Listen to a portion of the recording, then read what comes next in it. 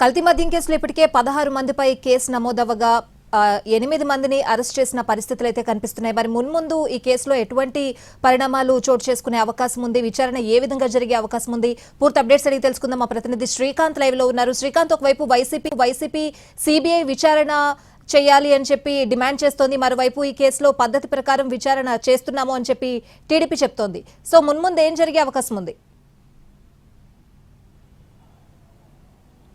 ఏపీలో రాజకీయ ప్రకంపనలు సృష్టిస్తున్నటువంటి నకిలీ మద్యం తయారీ కేసుకు సంబంధించి అటు విచారణని సిట్కి ఇస్తూ కూడా ప్రభుత్వం ఆదేశాలు జారీ చేసింది. అయితే ఇప్పటికే ఎక్సైజ్ శాఖ అధికారులు కూడా ఈ కేసుకు సంబంధించి విచారణని ముమ్మరం చేశారు. కేసుకు సంబంధించి A1గా అద్దేపల్లి జనార్దన్ పేరు నమోదు చేసినటువంటి అధికారులు తొలి రోజునే 12 మంది నిందితులుగా కూడా కేసులో చేర్చారు. అదే రోజున 3 నిందితులను అరెస్ట్ చేయడం కూడా జరిగింది. తాజాగా ఈ కేసులో మరొక 4 పేర్లను అదనంగా కూడా కేసులో చేర్చడంతో మొత్తం నిందితుల సంఖ్య 16కు కూడా చేరుకుంది. ఆఫ్రికా నుండి వచ్చిన వెంటనే అద్దేపల్లి జనార్దన్ కూడా అధికారులు అరెస్ట్ చేశారు.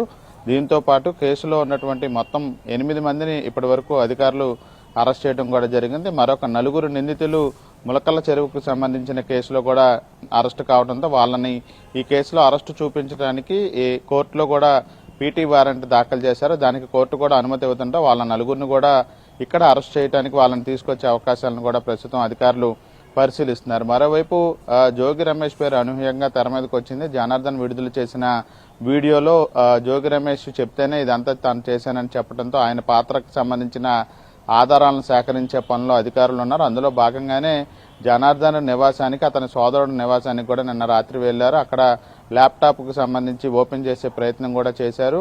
దీంతో పాటుగా అక్కడ కొన్ని కీలక డాక్యుమెంట్లు కూడా గుర్తించినట్టుగా మనకు తెలుస్తా ఉంది. దీంతో పాటు జనార్దన్తో పాటు కలిసి లిక్కర్ బిజినెస్ చేస్తున్న వాళ్ళు ఎవరైతే ఉన్నారో వాళ్ళందరినీ విచారిస్తున్నారు. వాళ్ళకి జనార్దన్కి ఉన్న సంబంధాలు, వీళ్ళ ఇద్దరికి జోగి రమేష్కి ఉన్నటువంటి కామన్ సంబంధాల మీద కూడా ప్రస్తుతం విచారణ అయితే కొనసాగుతున్న పరిస్థితి. జనార్దన్తో పాటు జగన్మోహన్ కూడా 10 రోజులు కస్టడీకి ఇవ్వాలని అధికారులు పిటిషన్ దాఖలు చేశారు. దాని మీద కూడా రేపు లేదా ఎల్లుండి విచారణ జరిపి ఆదేశాలు కూడా రాబోతున్నాయి. దీంతో జనార్దన్ కూడా మరోసారి విచారించడానికి అధికారులు కూడా సిద్ధమవుతున్న పరిస్థితి అయితే ఉంది. స్వాతి.